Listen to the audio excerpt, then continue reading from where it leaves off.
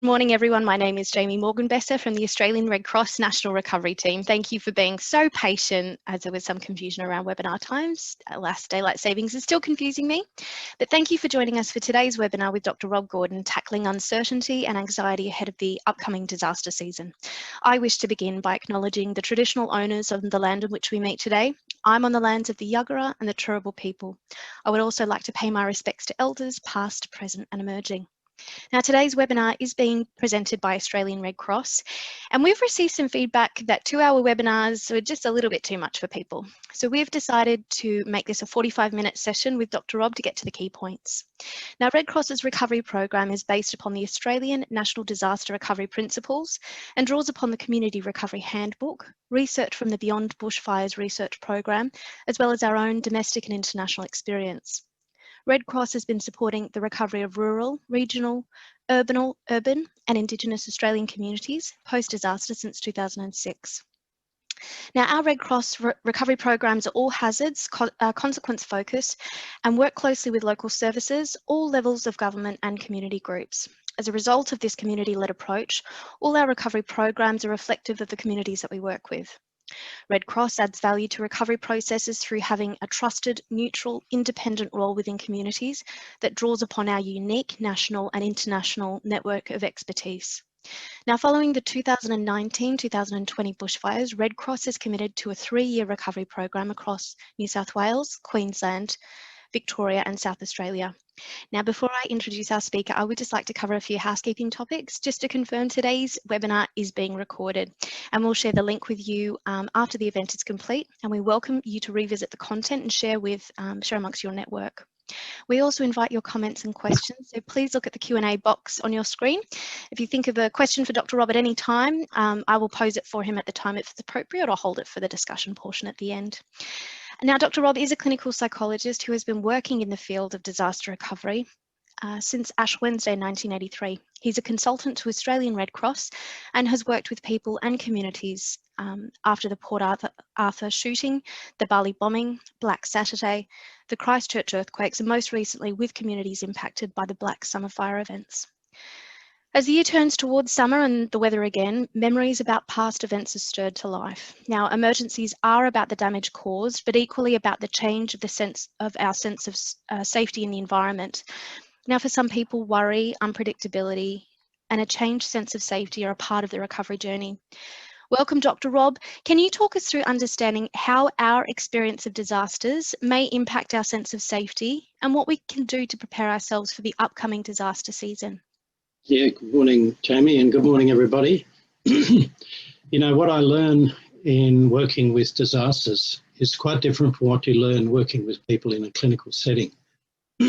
What I learn is that actually our sense of safety and security is fundamentally founded upon the stable, unchanging features of our environment. I call those the constancies.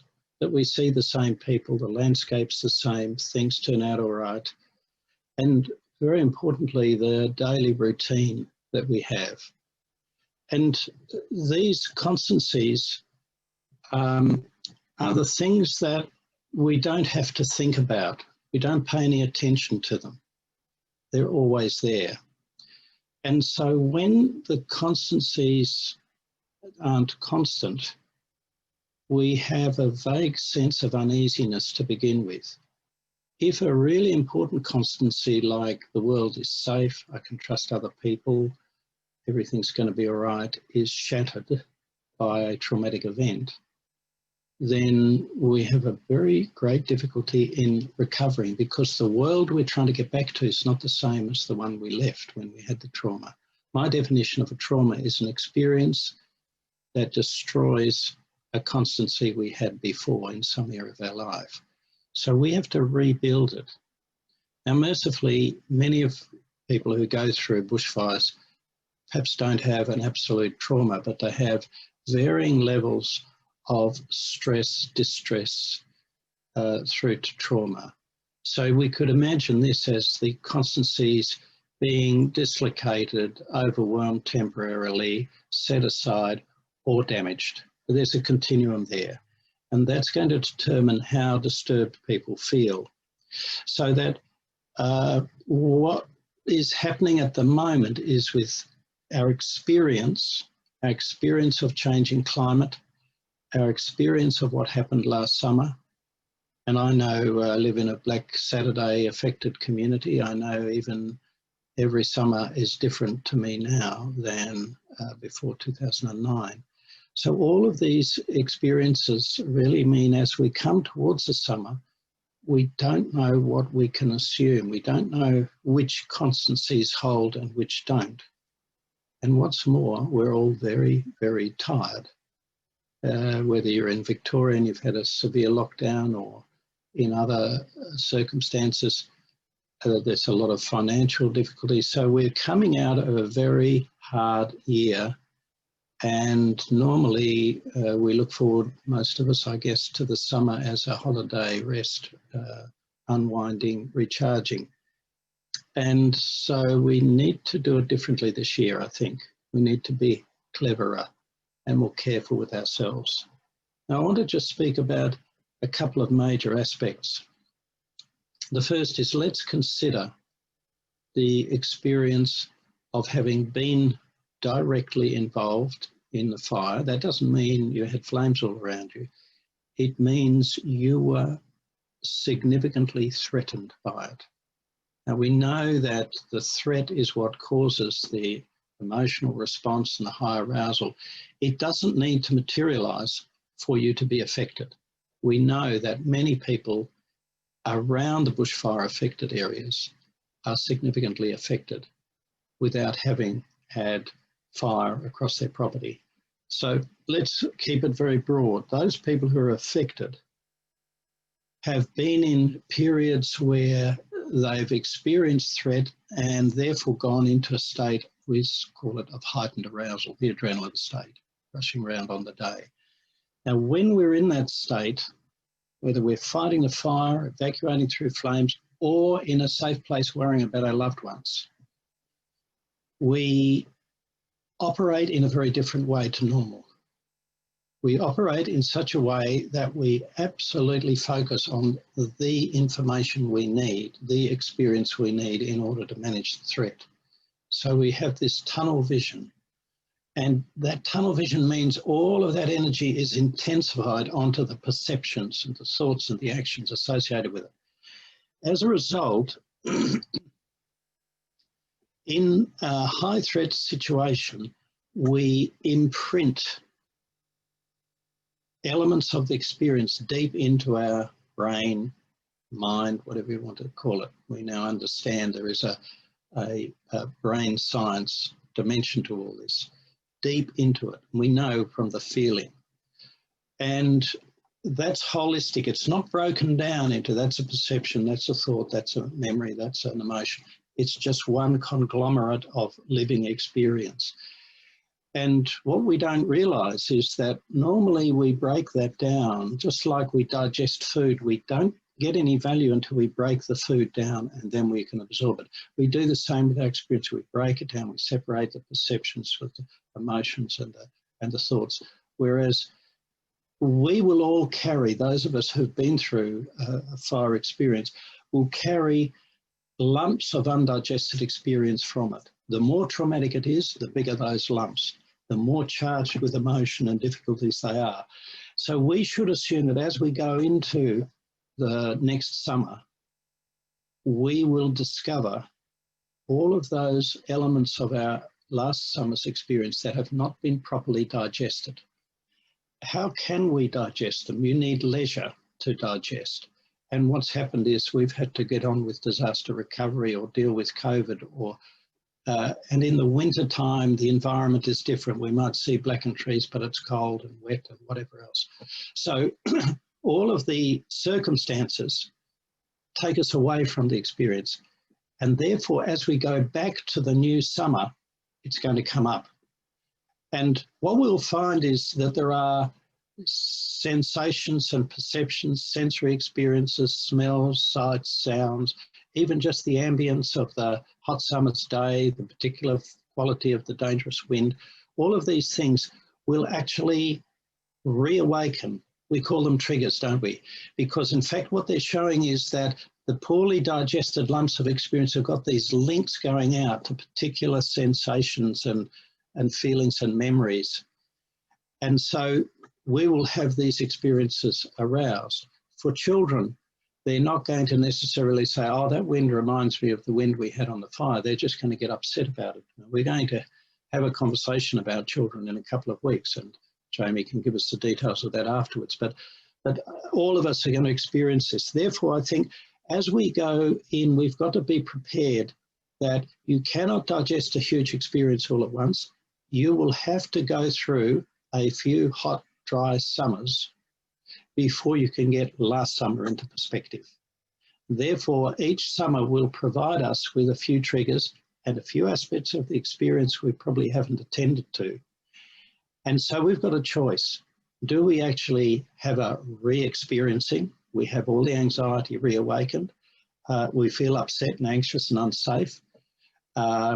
And what do we do then? Do we actually say, I'm going to go and spend the summer in Chadstone Shopping Centre? That might be such a good idea nowadays. But or am I going to stay in bed and put the blankets over my head and deny that it really exists? Those are not going to help, but that means every summer it's going to keep coming back because we're not doing anything with it. So what we have to do, I think, is to understand the process, not just be frightened of anxiety, because I think we can get frightened of anxiety. I feel upset and worried, and I'm worried about being worried, and it just goes and smoke. But rather say, okay, I know what this is. This is, you know, it's like the undigested bits of last summer coming back, and I can, like the cows, chew my cud. You know, they burp up their cud, chew it a bit and put it into the next stomach, and up again and chew it a bit and into the next stomach. They've, how many, 4 stomachs? We've only got 1, but I think we have to bring it up and chew the cud. So what we can really do about that is to recognise we've got a choice. We can go down the re-experiencing track, or we can go down, let's call it the therapeutic track, where we begin to actively engage and process the experience and do some processing. Now, I'll come back to this in a minute, but what's the essence of this processing? We've got to get away from the essence of trauma, which is I can't stop remembering the past, therefore I am stuck in the past. I keep re-experiencing the past. Real human experience is to say, the past is in the past, it's history, but I learn from it, I remember it, I bring it back. You know you're remembering when you can say to yourself, we had a terrible bushfire last summer, and I remember I was pretty scared at the time. In fact, I had a really life-changing experience, and I've learned a lot about it now. So when I say that, I'm remembering that I was scared. Whereas if I start feeling scared, it's undigested, and I'm not really able to do anything or learn from it. I'm actually now trying to cope with a fire that doesn't actually exist. Of course, that's going to distort the possibility of making good judgments about the current risk. And so what we need to be able to do is to bring thinking in relationship to emotion. The re-experiencing is the emotion. So we need to say, wait a second, that smoke that is giving me the heebie-jeebies, I know that's coming from the forest management people doing a burn-off that is intended to keep us safe.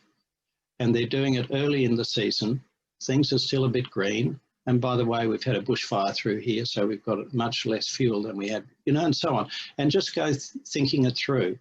It means we've got to be more informed about the, let's say, the weather circumstances that led to those fires, so that we can actually say, I've been looking at the weather map and I understand this fire or this day is different. And when it is the same, then we have to say, this is going to be the same. So that leads us to the next point about what do we do when we do start to enter a period of high fire risk. I want to come to that in a moment. But in essence, what I want to emphasize here is the fact that we are actively engaging with our experience, not trying to avoid it. This leads me to one of the important underpinnings of this process, and that is understanding anxiety. Now, in essence, anxiety is a inbuilt instinctive response that's designed to keep us safe. Now, we will stay safe if we overreact to every slight hint that something is wrong. We'll stay safe, all right, but our lives will be miserable. And so I think it's really important to understand that if we're going to lead a well-managed and safe life, then what we need to do is to preserve a sense that we can distinguish between real threats and imaginary threats. And there's a big difference between anxiety and fear. Fear is fear of a known object. It's there and I react to it. Fear stimulates reaction. Just think about when you've nearly trodden on a snake in the bush. You actually find that you're halfway up the nearest tree before you've even worked out what's going on and your heart's thumping. You've been frightened and the fear has led to an immediate reaction.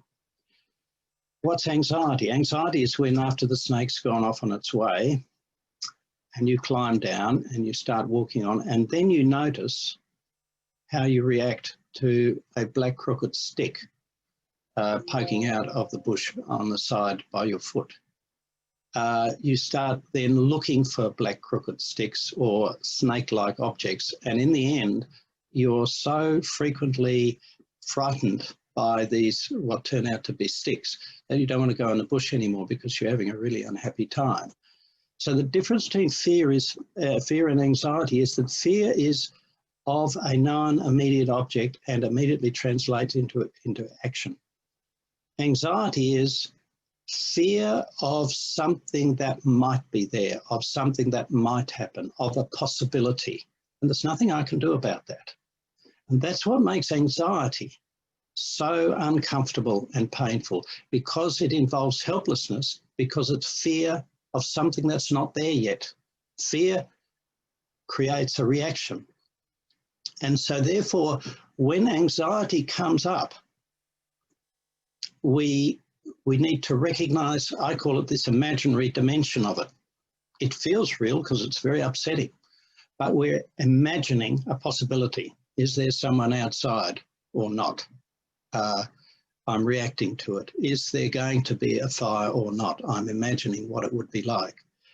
In fact, I like to say that anxiety masquerades as reality. It pretends to be reality, and we start trying to respond to it. But in fact, we'll end up inhibiting ourselves. So as we go into the next summer, I think what's really important is that we recognize that we're anxious. And I have a little equation here. Threat plus uncertainty equals anxiety. Now, the threat is what triggers the anxiety in the first place, but how much anxiety we have will depend on how much threat we have. And if we've got a lot of uncertainty, will it happen? How big will it be? When will it happen? Is there any help available? Will I be on my own? Will I be able to deal with it? You can see that the more uncertainty you have, the more anxiety we have.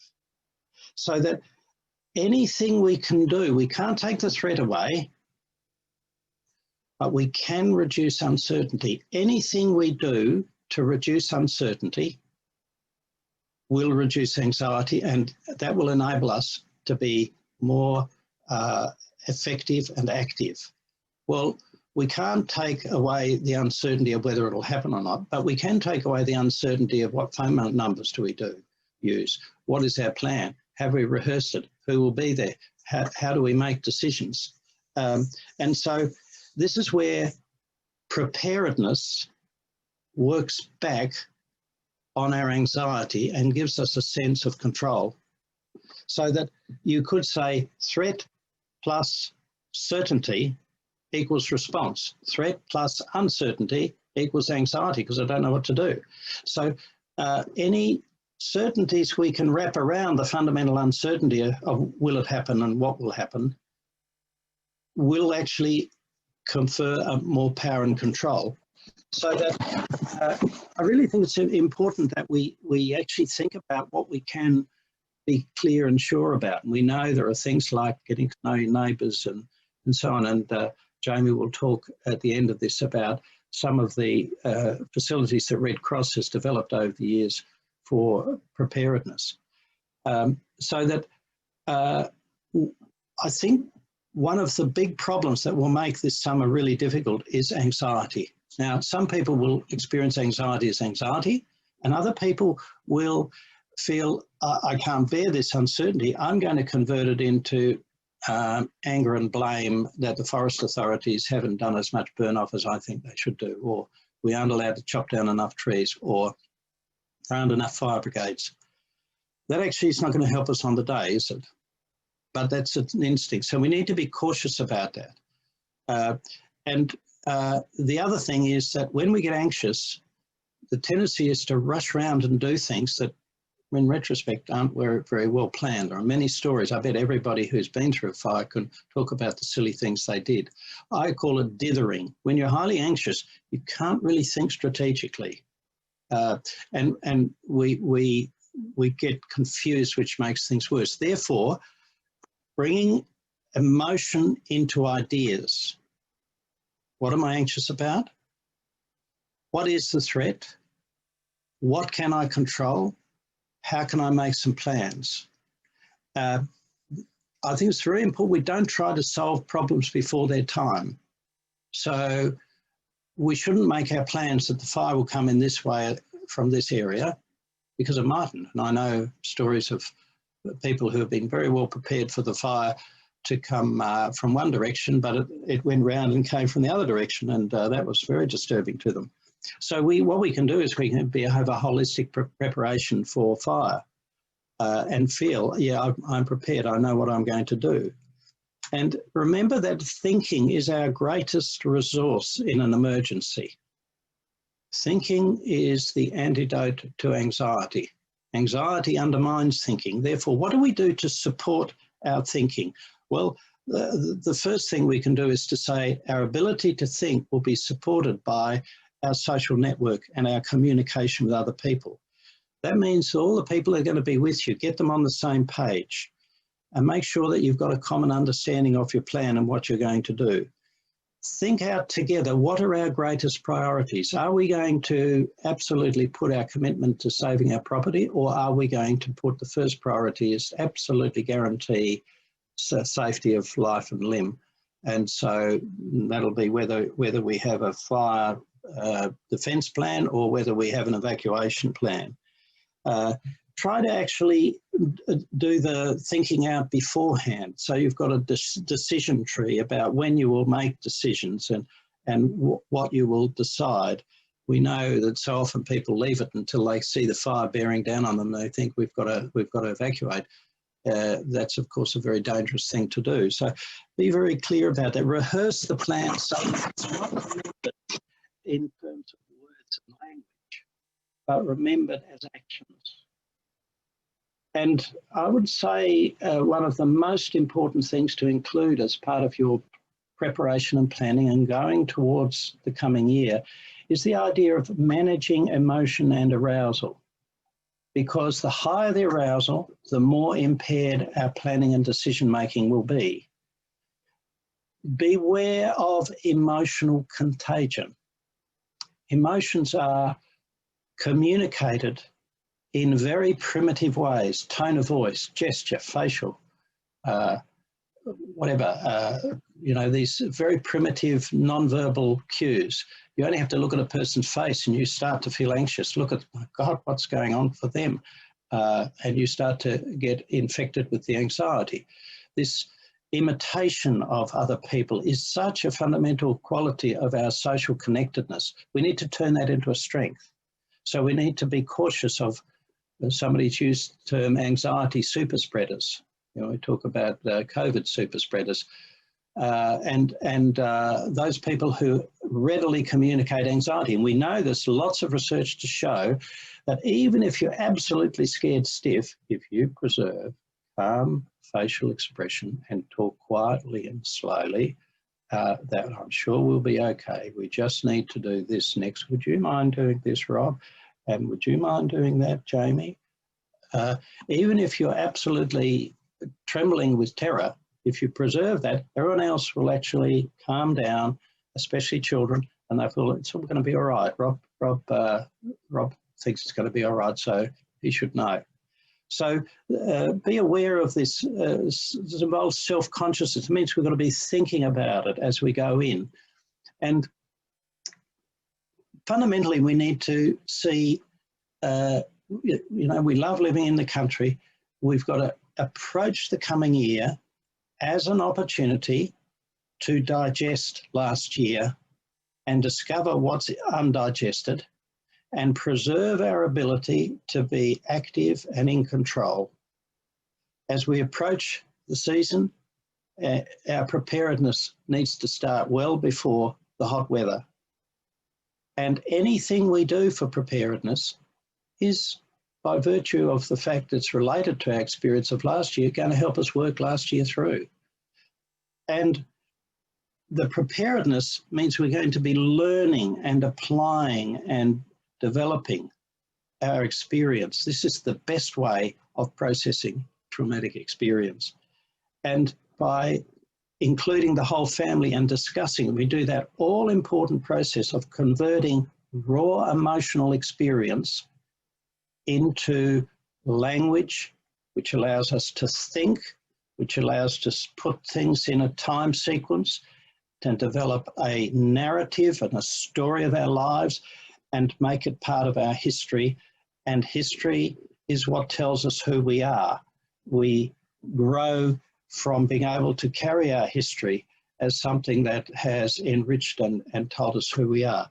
So that there is a tremendous opportunity to convert distress and trauma into history.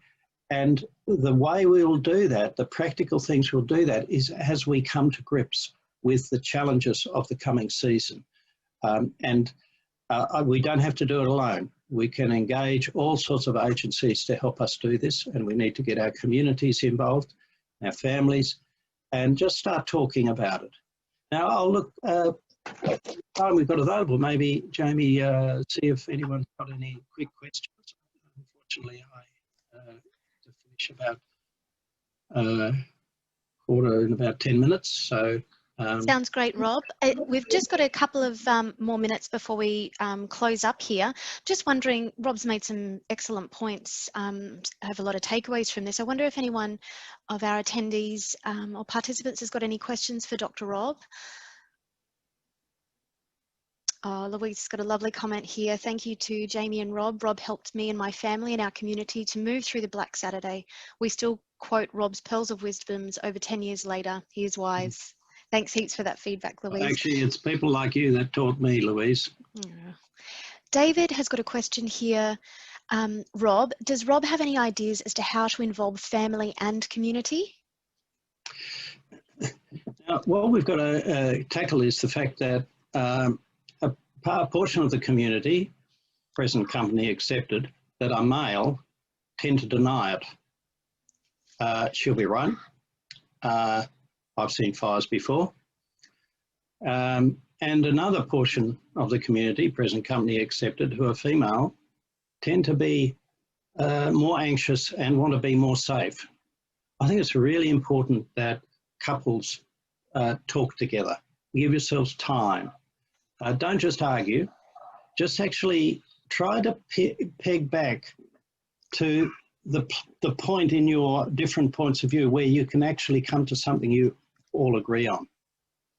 And around that, you need to put the facts of climate change, the facts that we're likely to have more violent and more frequent events.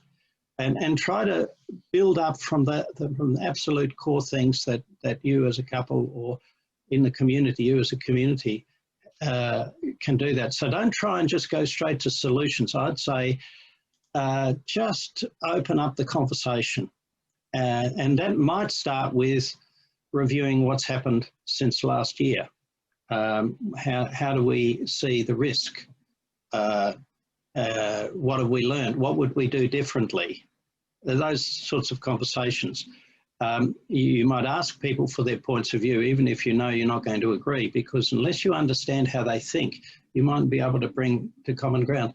I'd also suggest that a good basis would be to try and organise community events where you can get people in who can talk about various parts of it. Of course, we might have to do it online this year, but the components, you know, the various emergency response components, but also maybe the emotional response or other aspects, and knowing exactly where you go and what are the best evacuation pathways and so on. Anything that builds up that detail, and hopefully that brings people to common ground. What rouses people out of their denial is more information, and particularly I notice anecdotes about what's happened to other people. That cuts through. Rob, there is a couple of themed questions that are coming through pretty loud and clear of people who are working with people who experienced the fires. They know when they talk to them they are traumatised, but they don't want to talk about it. So how do they get around that, to be able to collectively make sense and support each other? Yes, there are, you know, I like to say from my experience, it's not the experience of the clinic, because in the clinic you see people who can't contain their trauma, it's broken through. But many people are able to simply lock down their trauma. But what you'll find is that it takes a lot of energy to do that. But as long as they're successfully isolating it, they don't want to be disturbed because it makes them feel worse. What I would do is then not talk about what they've been through before, but rather talk about the future and safety and how will we avoid anything like that next time. That should provoke their interest.